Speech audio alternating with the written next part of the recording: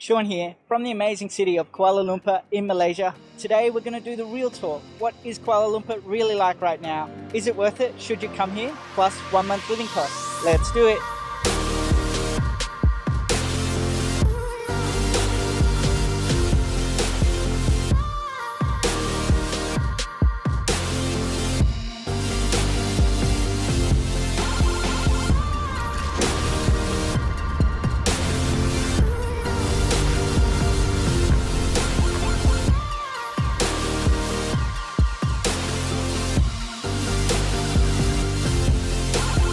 I took a leap and embarked on full-time travel in 2022, armed with drones and cameras.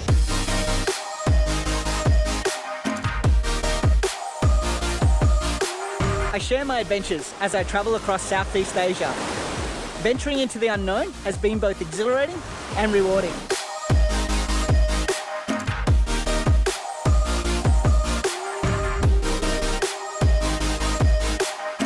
To me, Southeast Asia is a goldmine of experiences, rich in culture, amazing people, delicious food, and unforgettable adventures. And it's this very essence that I share with you.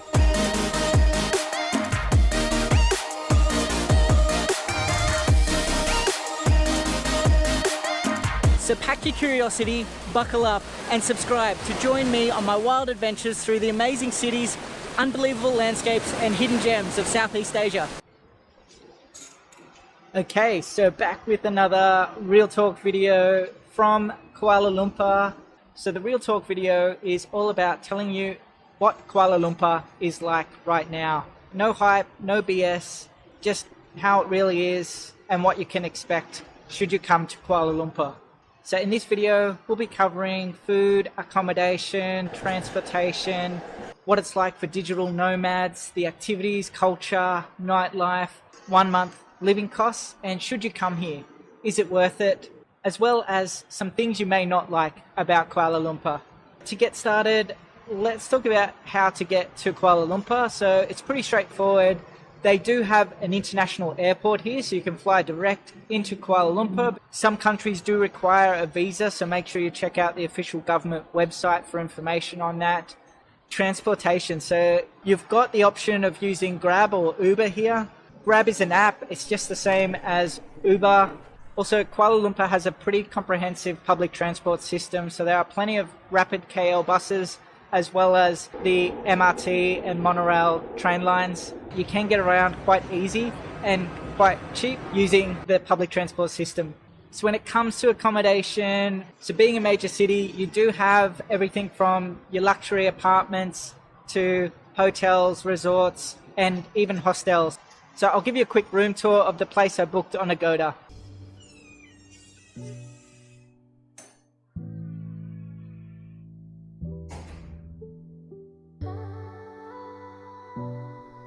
So here we are. As you come in the door, as you can see, we've got the kitchen right here. We have a full-size fridge, microwave, got stovetop, jug, coffee machine, cups, plates, got water filter as well, so that's really good.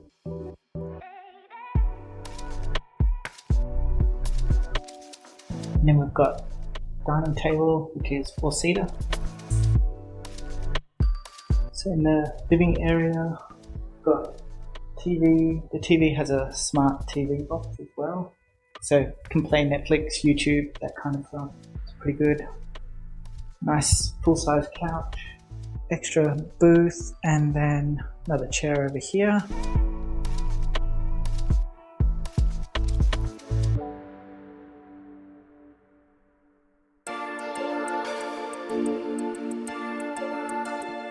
And in the general living area as well, we also have some office space up here.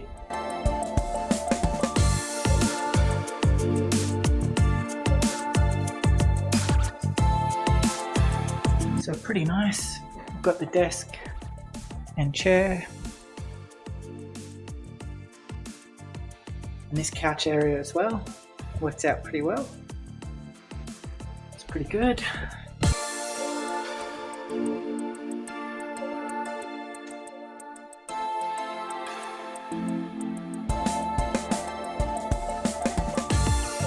So this is the bedroom. Big double-sized bed, mirror unit, cupboard space, bedside table. Pretty decent. Massive view as well. Really tall windows, as you can see. High roofs in this building. And in here we have the bathroom.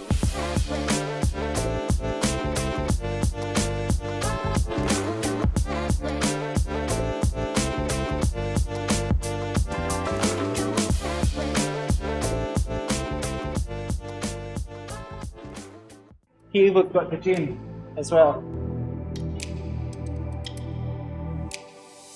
Pretty much everything that you want in a gym is here, which is really good, on location, just on the 9th floor.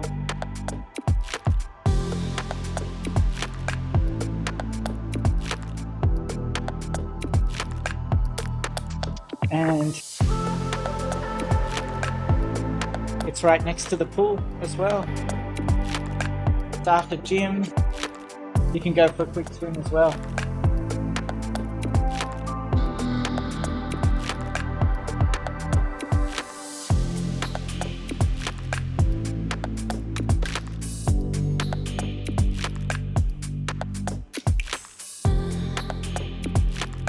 So next up, food. So Malaysia has some amazing food, from satay to laksa, nasi kandar, nasi lemak.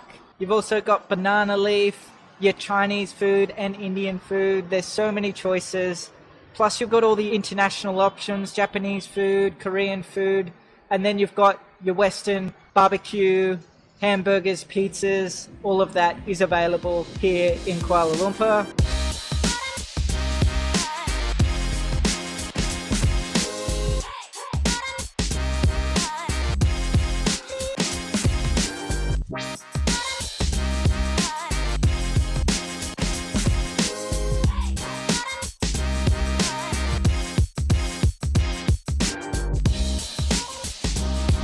Alright, so for the digital nomads, Kuala Lumpur is probably one of the most established cities in all of Southeast Asia, so it does come with really great Wi-Fi speeds. I get 40 megabytes a second upload and download. You can get much better than that. Wi-Fi here is not an issue at all. Data, depending on the provider you're with, is usually quite good in Kuala Lumpur, but as you're traveling, you might find some providers are good for certain areas than others. And for the activities, being an established city, there are lots of activities that you can do. One of the most popular activities in Kuala Lumpur is shopping. You've got the Chinatown markets, you've got street food night markets, and there's plenty of options for a day trip or a weekend trip. You can go to places like Genting Highlands, Malacca, even Ipoh as well. They're all just about a 2-hour trip away, and you can be there, enjoy the day and come back, or spend the night if you want. So the nightlife in Kuala Lumpur is quite good. You've got karaoke bars, nightclubs. I recommend checking out Sky Bar or Changkat Strip in Bukit Bintang. There's a lot of foreign-friendly bars around there which you can grab a few drinks and meet other tourists. There's plenty of pubs and hotels in Kuala Lumpur KL city centre as well. If you're looking to come to Kuala Lumpur for the culture, Kuala Lumpur has a wide variety of cultures. You've got Little India in Brixfield, you've got Chinatown in Pasar Seni. There's plenty of Indian food, Malay food and Chinese food. You also have Hindu temples, Buddhist temples and mosques as well. If you do enjoy culture, Kuala Lumpur really shines with its culture. There is a lot to do and see.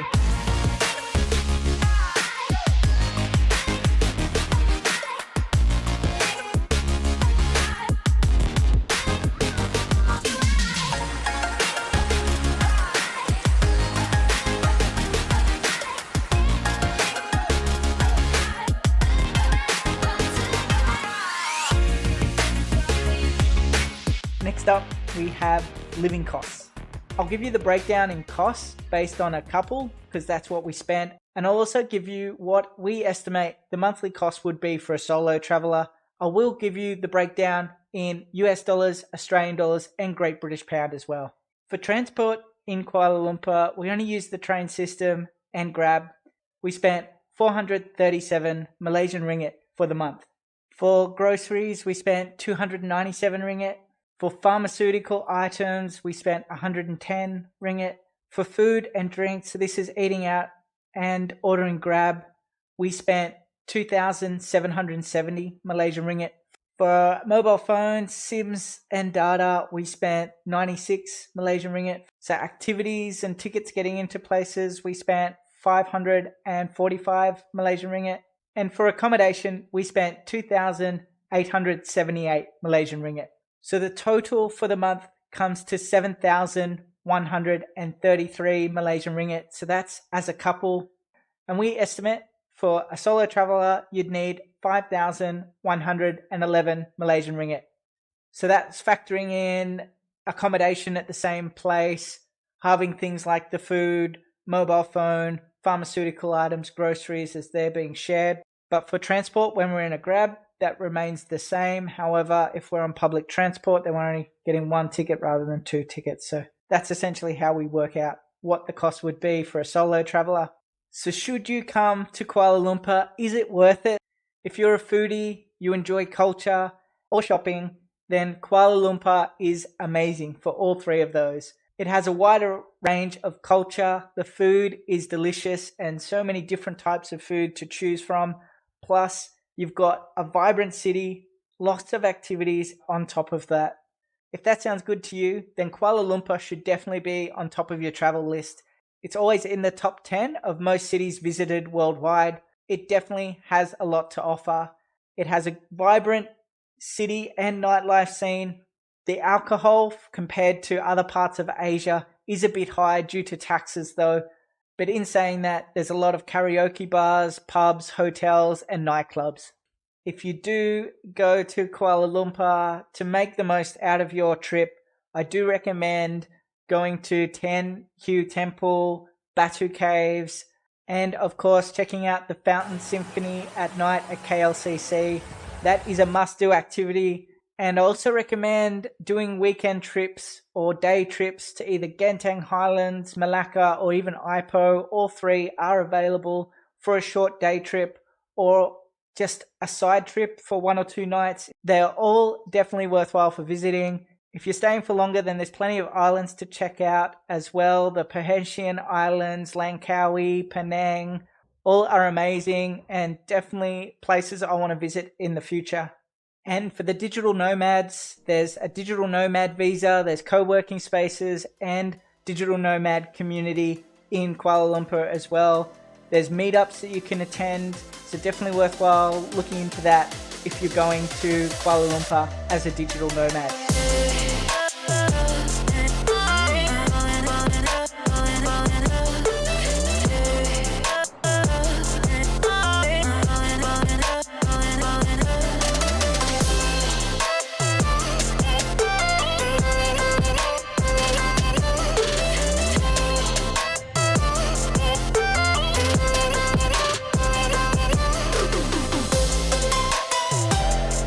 Alright, so we all know that Kuala Lumpur is an amazing, vibrant city, full with different cultures, but what about the things that travellers don't like about Kuala Lumpur? The first is alcohol prices here are very expensive compared to other countries in Southeast Asia. This is due to heavy taxes on alcohol prices here. Another thing that people may not like about travelling to Kuala Lumpur is that open public affection is frowned upon. And if you're making out in public, you can even get arrested.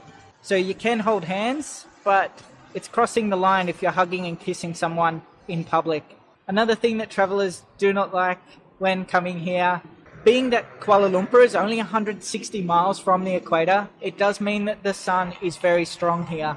You do have to wear sunscreen and be mindful that if you're out in the middle of the day and it is sunny, it is extremely hot. So I've still got a video to come from Kuala Lumpur, plus I'm heading to Thailand, so I'll be spending some time in Bangkok and traveling around the south of Thailand. So looking forward to sharing that with you. If that sounds good to you, make sure you hit the like button and the subscribe button. If you have subscribed already, you're awesome. You're the reason why I make these videos, and I look forward to seeing you in the next one.